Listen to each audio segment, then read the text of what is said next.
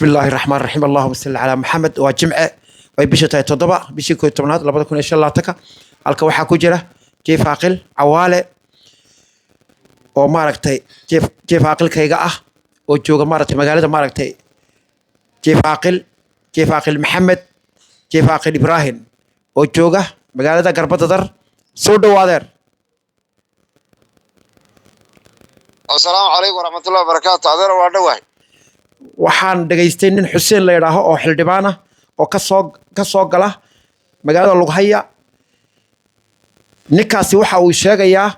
inuu jiif aqil cali duule oo hub ku qaybiyay gaarisa oo dhalinyarta u qaybiyay hubkaasi meel uu ka yimiday annagu ma garayno arinta baan ku soo telefoonayay oo ka wareysanaya arinta inaad dhageysataan u malayn maxaad ka ogtahay arinta بسم الله الرحمن الرحيم. اللهم صل على محمد. هذا جمعة مبارك باكل هاي وقول هاي وعن هذا كل شيء إن وركا وان دقيسني نكاح اللي بانك قلها ديجان كا وامر قال لي وركيسة أرنتانا الله وحن هذا كوجنهاي يا وحن كم قال لي مدنا ما ينجرتو إن الدنيا يسكت عضي وينبوك سميين gaarisa dabadeed sida aan buuqi dhalinyarada loo qabtay oo loo guray ayaan haynaa anagu xaqiiqada aan ku hayno laakiin ninka jiif aqalka ee hubka soo galiyay ee hubka ku qaybiyay ee dhalinyarada u qaybiyay ee magaalada lagu weeraray hadda waxaan anagu xogteeda aan haynaa ay ma jiro ninkaas horteedna ma aan maqal adeera waxaan de maqnaa waa sheega ma dhaafto waliba wuxuu leeyahay cadeymaan hayaa dawladuna waa ogtahay waxaan in iyaguna xaqiiqada keenaan iyo cidii ogeyd ayuun baa adeer looga fadhiyaa way dhamaatay ninka xildhibaanka ee ka soo gala deegaanka Lughaya waa sida ha sheegtay ha dawladii horteed buu hadlay ammaankii horteed buu hadlay waxa looga fadhiyaa arintaasi in laga hadhin oo halku hubka ku qaybinayay maaragtay halku hubka ku qaybinayay jiif aqilkaas in cali duule ayaan uga fadhinaa oo dawladdan uga fadhinaa gaar ahaan ninka baan uga fadhinaa maxaad ka leedahay adigoo jiif aqila maxaad u diraysaa dadka dhaqanka ee dawladda ku jira ee ciise ka soo jeeda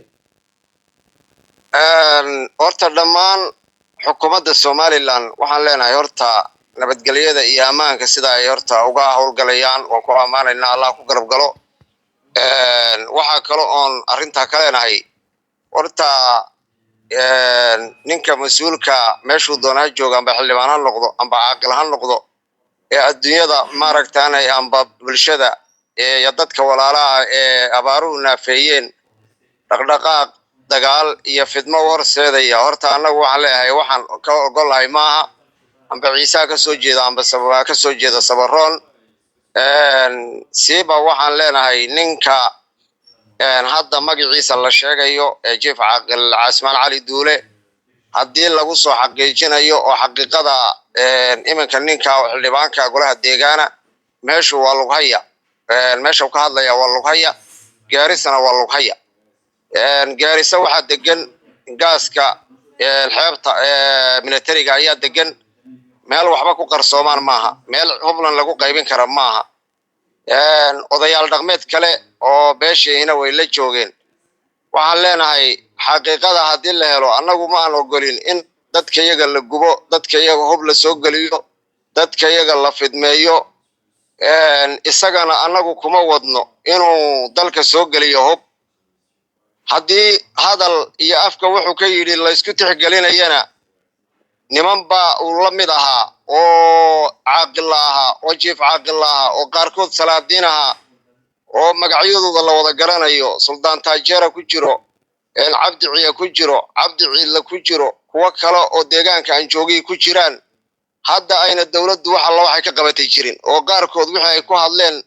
ummaddu ay dhagaha faraha gelisay oo beelaha ciise waliba durayay olaha hubbaan u qaadanay geeloogaan qaadnay xoolihii ciisuub waa banteedo waxay fadhiyaan bilaash bay ku fadhiyaan intii barigii naga hadhay soo doonta waxa uu nin weyn oo caaqil iyo suldaan ku hadlay oo hadda dawladdu waxay tallaabo ka qaaday ayna jirin oo cid ka hadashay jirin oo cid u haysatay jirin oo cid ku fadeexadaysay jirin oo iyagoo isku duuban abaabul deegaanka Lughaya gargaara garbadadar waliba dadka u dhaxmaray si tabliiq ahaan oo ummadda u kiciyaan u dhigada dawladdu ay daawanaysa wali hadda waxay tallaabo ka qaadeen jiri ninkanna nimankaas uu la mid ahaa nimanka uu iyaguna jawaabtooda siinay annagu kuma raacsanayn mana ogolin waana u jawaabnay laakiin nin meesha ka dhashay oo ragooga u jawaabay ma jiro cid ka hadashayna ma jiro cid waliba waa lagu ogol yahay sida cid wali xudhayna ma jiro haddii annaga la noo xaqiijinayo inuu hub dalka soo galiyay dawladda horteed baan tallaabo ka qaadaynaa hala noo xaqiijiyo ninkan xildhibaanka ay hadlaya waa nin golaha deegaanka waa nin dadka bulshada deegaanka Lughayaad dadkii u dhaartay xildhibaano golaha ka soo jeeda beesha awlba la jooga anigu waxaan cadaynayaa oo isagu markhaati uu ka yahay in isagoo la socda maalmihii ay nimanka caaqiliinta ee beesha Sabaroon ay saylac dhalinyarada u raaceen ay fidmada ka wadeen ay dagaalka ka oogayeen inuu isaguna joogay deegaanka Maaraday farda lagu xud oo gudoomiye xigeenka gobolka barasab xigeenka gobolka Awdal ula socday Daahir Ahmed Faarax isagiyo nin kale oo Cali Xamed Jibriil waabtu yahay ay garbadadar noogu yimaadeen aniga iyo dhowr caaqil oo kale oo dhalinyarteedii garbadadar beelka ahaan waaninayna oo le wax saylac oo tagi kartaan ma jiro fidmada kama qayb gali kartaan ka fadhiista waxaasi waa wax bolitiga waxba kama jiraan dhalinyaradayada ku wacyiin ayay noogu yimaadeen bartii ayay ka bilaabeen inay muqaddas tahay way afkooga kaga dhaaqeen inay xoreynta saylac in la xoreeyaa muqaddas tahay halkii ayay kaga dhawaaqeen anuu iyaga uma jawaabin laakiin waxaan ku canaantay ninkii barasab xigeenka oo ku yiri nimanka fidmada wadayaalka ay mas'uuliin sheeganaya ayaad waliba sidataa oo waxaan suuqa ummadda dhex keenaysa arrinta isaga cadayn baan u hayaa ninka maantana waa ka caaqilka duraya isagoo shalay caaqiliintiisii taageerayay fidmada wada maanta hadduu caaqilkan kala durayo waxaan looga fadhiyaa oo cadaynteeda uga fadhinaa oo inay dawladdu ayna uga hadhin aan uga fadhinaa inuu ninkaasi balaayada uu soo galiyay dhulka xaqiiqadeedii noo keeno cidii markhaati oo hayana u keeno haddii ay ku cadaatana sharcigeega la mariyo haddii waxa la waayo isagu balaayada abuurayana dawladdu ay tallaabo ka qaado isagu waa ka meel kale la sii marmaraya ibn Ahmed baad ku sii dayseen le anagu waxa oran mayno dawladdu ammaanka iyada u xil saaran wayna ku amaanan tahay wadamayse adeer waad maansan tahay dadkaad sheegayso oo dhan dadka maaragtay 200 oo qof oo jiif aqila oo mas'uuliina ayay soo hadleen loo yahay oo noo qoran oo ilaahay la hortagayno waxa niyada kaga jira ayaa jiif aqilkan lagu sheegayaa arrin waad namaysay dadka sidiisoo kala aan ku ori ee guurtida ku jira ee wasiirada Ciisa ee xildhibaanada Ciisa ee wasiir ku-xigeenka Ciisa arrintaasi waxaan ka codsanayaa inay hor keenaan dawladda waxa uu sheegayo jiif aqilka ku sheegayo dadku waxay maaragtay wax laga haro ayay barteen maxaad ka codsanaysaa oo ku soo gabagabeynaysaa adeer hadal waad dhamaysay adeer waxaan ugu soo gabagabeynayaa waxa nimanka mas'uuliyiinta ee Somaliland ka tirsan ninku hadda wuxuu ku sugan yahay Somaliland dawladduna waa sii daysay iyadu ujeedadii ay u qabatay iyo waxa ay ku haysay iyo waxa iyada annagu ka hor dhici mayno laakiin waxaan annagu codsanaynaa waxa ninka xildhibaanka golaha deegaanku uu aqalka ku cadaynaya uu sheegayo waa balaayo dhulka iyaga soo gashay haddii ay jirto waxaan leenahay wax la iskaga harayo ma ahayn cadaynteeda hal keeno haddii la jirin waxaan leenahay ninkaasi isaga ayaa beelaha fidmada dhaxwada isaga ayaana kamid ah dadka wax qaybinaya iyo balaayada wada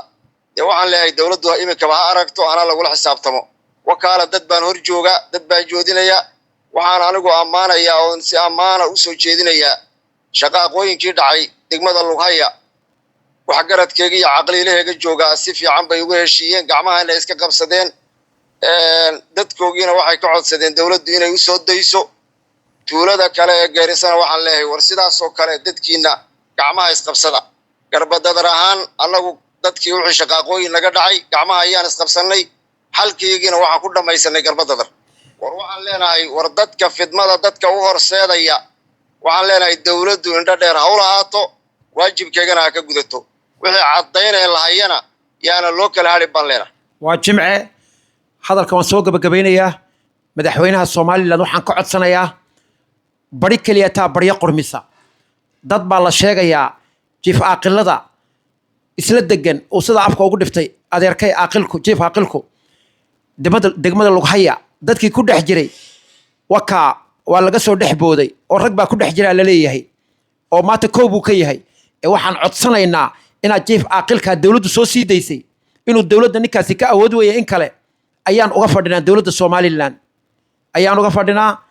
wasiirka arrimaha gudaha uga fadhinaa madaxweynaha uga fadhinaa qof kasta oo xaakimka ninka ugu sareeya maxkamadda ayaan uga fadhinaa ninkaasi waxa uu sheegay waa tan personality baa leeyahay uu ku xad gudbay jiif aqilka kolka wassalaamu calaykum waraxmatullaahi wabarakaatu adeero aad baad u maasatay jimca mubaarak magaciisa oo saddexan ninka magaciisa oo saddexan Xuseen ayaa leeyahay xildhibaan Xuseen ayo xildhibaan Xuseen Ahmed Mataan baa jirmalaya oo ka soo baxay degmada maaragtay Lughaya aad baad u maasatay السلام عليكم ورحمة الله وبركاته. وعليكم السلام ورحمة الله وبركاته.